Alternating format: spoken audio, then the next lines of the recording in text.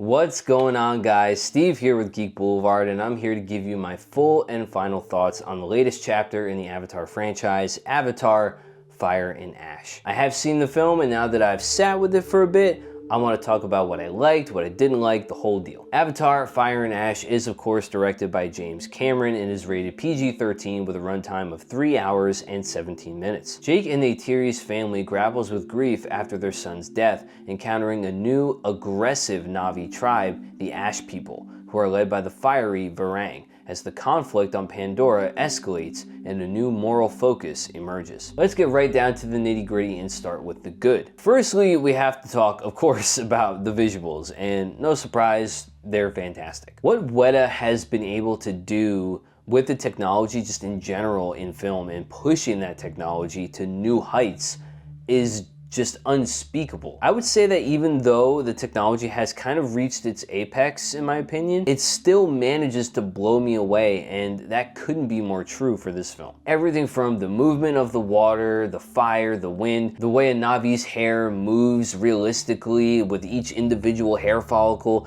like it's something that just cannot be put into words. I get lost in those details, and it does allow me to be more immersed in the world of Pandora. So to Weta, Industrial Light and Magic, and all the other VFX vendors that worked on these films and put all their blood, sweat, and tears into them, congratulations. I mean, I just hope you're being fairly compensated and not overworked, because if there's any aspect of the industry that deserves a break, it's VFX. I think the action is also really well done, and I felt like there was more of it in here than there was in The Way of Water, which led to a much better pacing overall and a far more enjoyable experience for me. That was always the downside of The Way of Water, because there was like this middle point in the film where there wasn't really a whole lot happening, and that was kind of like the point where I was like, okay, can we get back to the action? Things are kind of slowing down to a crawl here. Whereas in this film, I was pretty much locked in from start to finish. Like there wasn't really a low point to where I was like, okay, what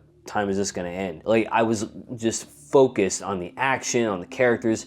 It just made the film feel far better paced when it came to, you know, all those big action heavy set pieces. And I think the pacing also improved because of the introduction of a new clan in the franchise known as the Ash Clan, who are very much looking to spread their fire across the world. They're quite menacing, and they will do whatever they can and whatever they want to get their point across. Their leader, Varang, has some really dark moments, and she represents well what the Na'vi are capable of when they give in to those darker desires. Now, I know how people feel about Quaritch being sort of the main antagonist for this entire saga, and I do think that he is a very one-dimensional character. He's literally just a bad guy for the sake of being the bad guy. He's a soldier trying to follow orders, and for those first two films, that's what he was about. Now, in this film, that kind of takes a bit of a turn. He is that for most of the runtime, but then things start to change. You can kind of start to see something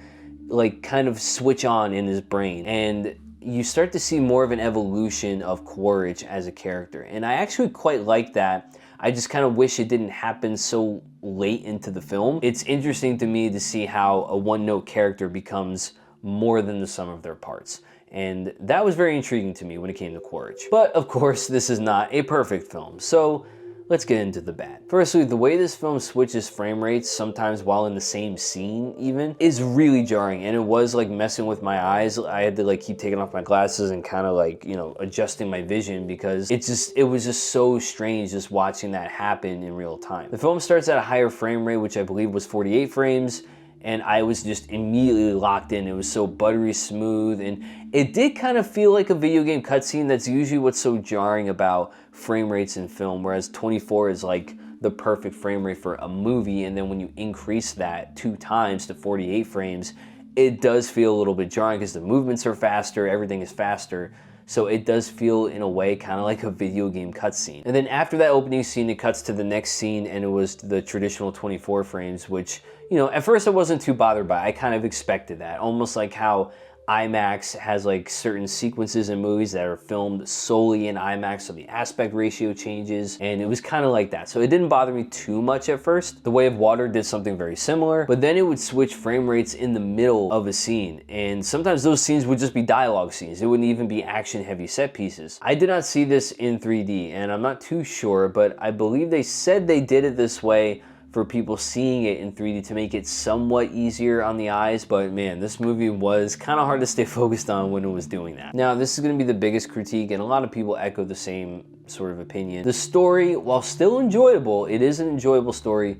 It is very rinse and repeat. The way that this film ends is very similar to how The Way of Water ended. And a lot of those same characters from that film appear here. We don't get too many new characters being introduced here outside of the Ash clan. And to be more specific, this is actually part 2 of a 2-part story that started in The Way of Water. It's literally a continuation of that story. The Way of Water was such a dense film when Cameron filmed it that he was basically forced to split the story into 2 parts while filming. And the story is basically, once again, the Sky People, the humans, are attacking the Na'vi, trying to colonize the planet. Sound a little familiar? Look, I will always enjoy these movies for what they are: visual spectacles. And if a 4th film is made, should this film succeed, I will be right back in the theater to check it out. Like, I do love these films overall, but they don't really say anything new other than the next big flashy visual effects sequence that they happen to put in, or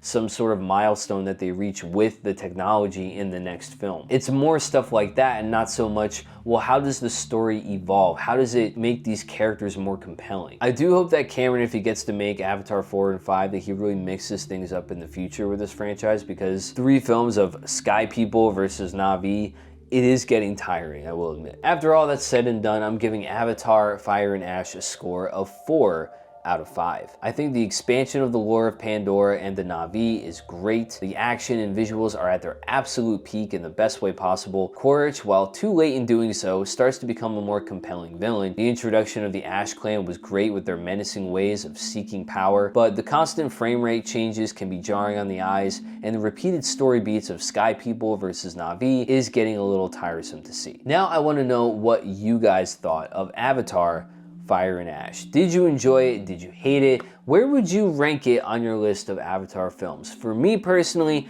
I would rank it in the number 2 spot, right behind the first Avatar and The Way of Water being last. But let me know all your thoughts down in the comments below, and don't forget to like the video if you enjoyed what you're watching. Make sure you sub to Geek Boulevard if you're new, and tick that notification bell so you can always be notified when my next movie review or trailer reaction drops on the channel. Thank you guys so much for watching. Remember to stay classy, stay geeky, and I'll catch you in the next video.